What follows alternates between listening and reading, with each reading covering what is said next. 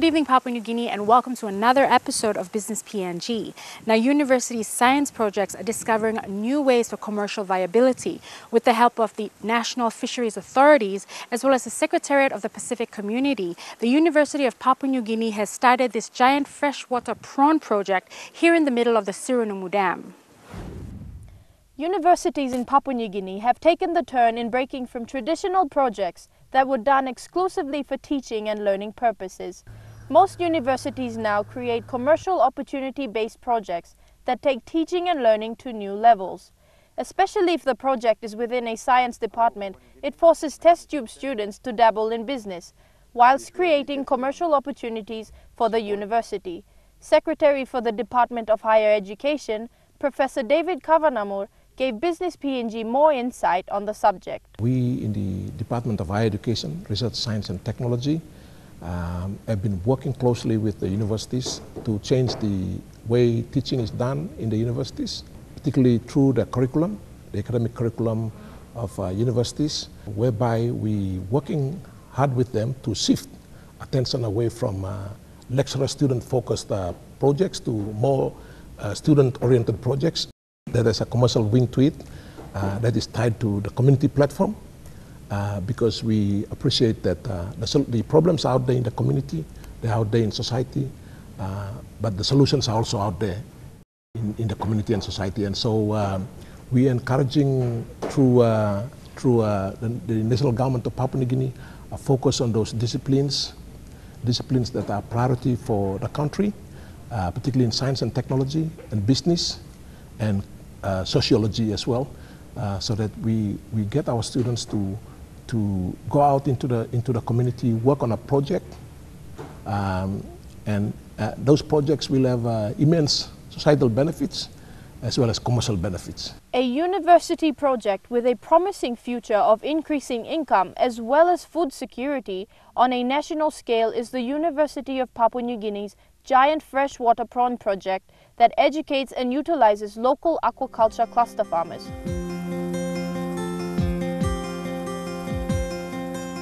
As you can see, we are on the Sirinumu Dam on our way to the giant freshwater prawn project.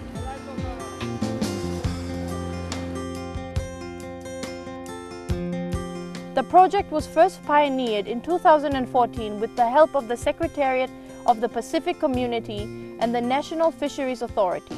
The project's ultimate goal is to commercialize the aquaculture of this prawn species, the Macrobrachium spinipes in Papua New Guinea. These giant freshwater prawns are 6 to 8 months old and are ready for sale. However, they are being kept for further research and breeding purposes and will be moved to earthen ponds later on.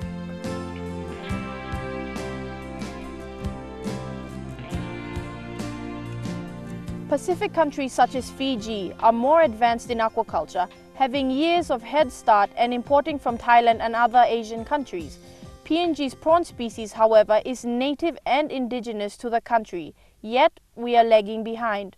The government's focus tends to lean heavily towards the non-renewable extractive industries, leaving other sectors such as agri and aquaculture lacking. We came here for the purpose of seeing the prawns, and this is a new project that the university and the Secretariat of the Pacific Communities based in Fiji and National Fisheries Authority, collaboration from those three entities that started this project on the prawn since 2013, and this is the third year now. And we have some of the prawns that are being looked after by Jonah in his cages.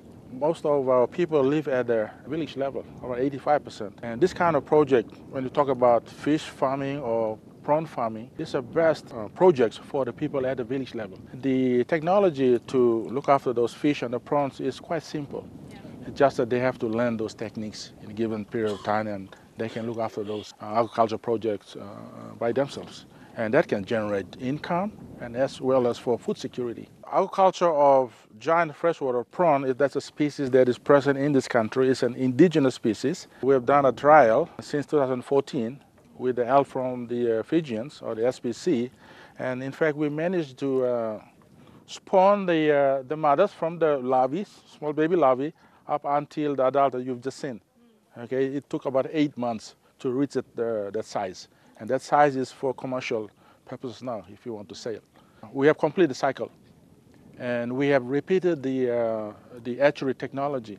So I can confidently say that the technology to aquaculture, the giant freshwater prawn, has been transferred to University of Papua New Guinea successfully. And we've been repeating this procedure a couple of times already. The current price for the particular species is about 40 kina per kilogram, all right? 40 kina per kilogram of that species. It's a freshwater species. Of course, the marine species is even more expensive there. So if you look at the production of this project, if it is successful in the near future, 1 hectare of prawn, that hectare can produce up to 5,000 kilograms of prawn per annum. So the potential is huge. This floating pond cost local farmer Jonah around 20,000 kina to build.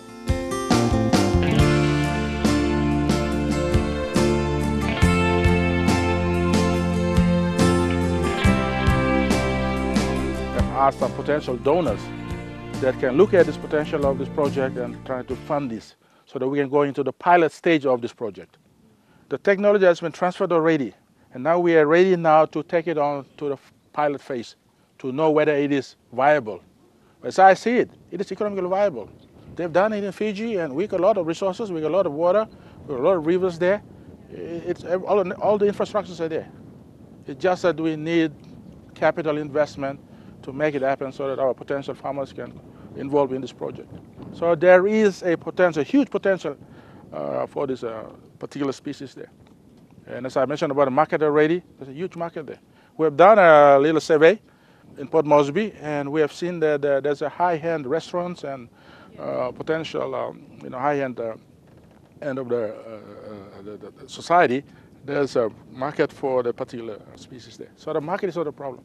It's just that we have to produce. Another good thing about this, looking after the prawn as well as fish, is that it's not high-tech. Okay, they're basic science, and that people can learn them easily. Okay, and then they can take it from there and then look after those fish and the prawns there, and of course they can generate income and improve their lifestyles and livelihood.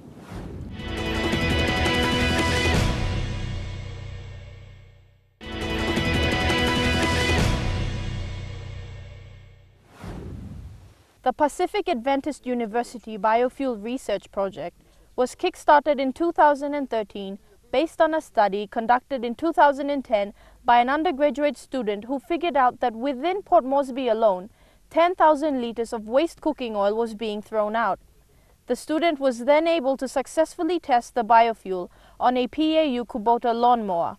PAU then decided to expand on the project. We basically planned this project in 3 phases, and the phase 1 was basically to have a facility set up where we can be able to produce biodiesel. Okay. The second phase of the project is to actually carry out research, to do testing, and to have a standard set up for the biodiesel in Papua New Guinea. The third phase is the exciting phase which we would like to get into, and that is to actually commercialize the biodiesel. From an undergraduate's vision to successfully testing it on a lawnmower, and to what is now a fruitful processing plant that has the processing capacity of 1,000 liters per 2 days. My name is Vincent Hando.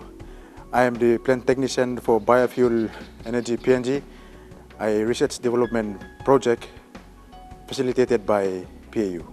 These are basically our feedstock from catering facilities, hotels. Our current suppliers are Ella Beach Hotel, Crown Plaza, Laguna, Hideaway, Puma Energy, which we get a supply from IPI. So these are basically animal fats and vegetable oil that we get to filter them. So as you can see, it's a stock of waste oil, waste vegetable oil and animal fats. Okay, this is basically the decanting and filtration section. As you can see, we come and we decant the feedstock supplies, as you can see outside. The containers, we decant it here and we filter it using the filter pump. Yeah, so this is basically where we pour the oil in and to filter out and remove any, large impurities and death. Okay, this is the UCO tank that we store all our waste, used cooking oil in here. It's a composite of both vegetable oil and animal fats that we store in here to supply our pre-treatment and the process line. These two tanks are our pre-treatment tanks. We basically, from the previous tank that we saw, from the main supply, it comes into these two tanks, and then we do the pre-treatment where we remove excess water from the feedstock or the used cooking oil. So we basically use the heaters to heat the water. As you can see, the copper pipes, they go into the tank to basically do the heating. So from the heater, in the copper pipes, we have water flowing in and circulating inside the tank. So that's where we do the pre-treatment, just to remove water and get a UCO, the blend UCO heat up.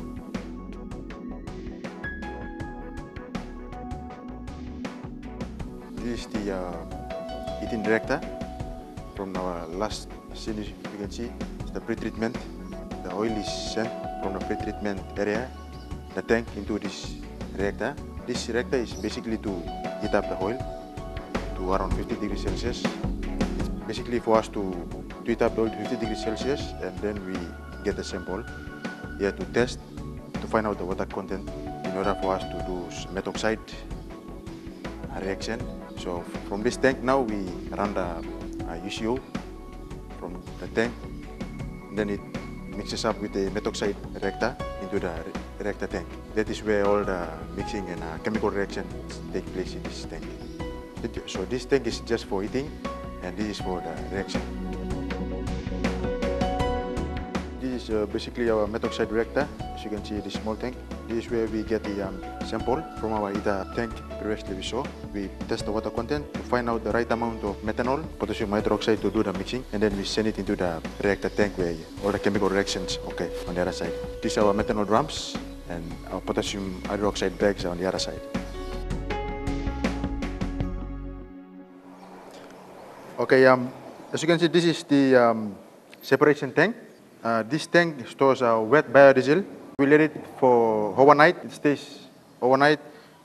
As you can see, a separation occurs where we have the heavy phase or glycerin goes and settles at the bottom, and this is basically the wet biodiesel, where it will go into the refining process and the drying process. So this is for separation. The purpose of this tank is for separating the glycerin and wet biodiesel. This is the refining tank from the separation tank that we saw earlier. We pump the wet biodiesel, removing all the glycerin. Only the wet biodiesel is pumped into the refining tank. And this tank is basically, the wet biodiesel has been the process of removing impurities.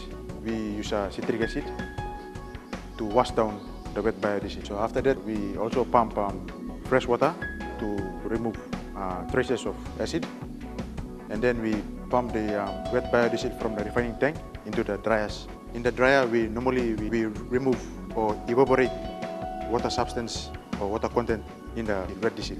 So we dry the diesel in the drying process. Okay, these are our 3 drying tanks, as you can see, and this is the heater where hot air has been pumped in. This is basically to remove excess water from the diesel, wet diesel. So this is the process where we dry the biodiesel using the heaters and the tank. As you can see, the pump is used for pumping the biodiesel into fine particles to spray the wet biodiesel. So it is easier for the dryer to push hot air in and to evaporate the water present in the biodiesel. So that's where we make dry biodiesel. We take the water content in the biodiesel right down below 1000 ppm. So our average reading normally is around 500 ppm to 600 ppm of water present in the biodiesel, and that's where we release it into the final filter, where the filter removes all the impurities and whatever death that is present in the diesel. After seeing that we have met a standard for water content, the dry biodiesel is sent into the final filter, as you can see here. And then this is the final filter where it filters out all the dirt. And then we get a reading of how many liters are we sending out. And then we pump it into this tank.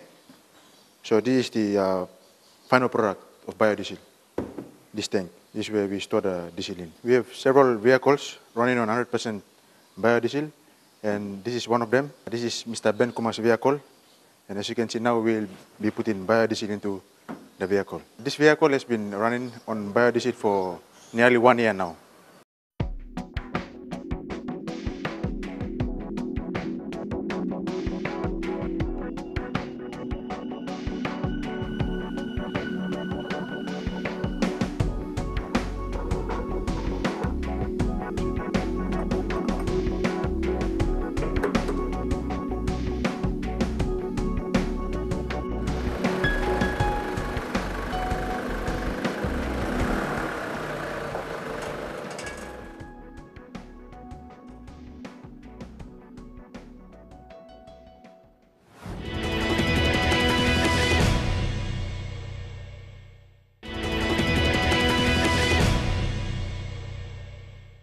The driving force behind most of the university's R&D projects is the PNG Science and Technology Secretariat that is governed by the Department of Higher Education.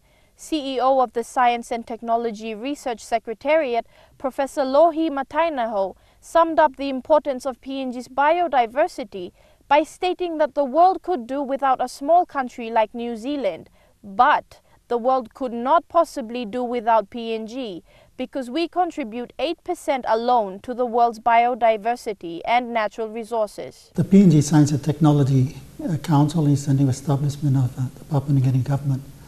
The Secretariat is established also to serve the Council. The primary responsibility of the Council is to advise the government on science and technology matters in the country.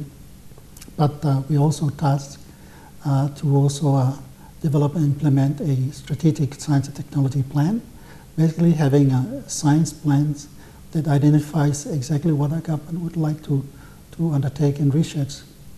For a long time we haven't had a clear idea of what we need to put in place, a national innovation system or research plan for the country that makes an effort to articulate particularly what research priorities that the government should invest in, and that is very, very important. We also tasked with coordinating monitoring research in this country. It has a lot of research has been done by our universities and research institutions, but sometimes it's not really clear in terms of how all this can come together so that the government can get a clear idea of the kind of research that is done and how this research actually contribute to improvement, whether it's health or agriculture or environmental issues and challenges and so forth. So it's really important to capture that. And we also, one of the tasks is also to assess and look critically at the impact of research in terms of its return of investment. It's becoming very important, whether it's the economic return, which we would like to see as well. As you invest in research and fundamental research, getting to the cutting edge of global knowledge, you need to kind of have an understanding of, particularly as to how the country would like to really address research in as far as research carried out will contribute to creation of knowledge.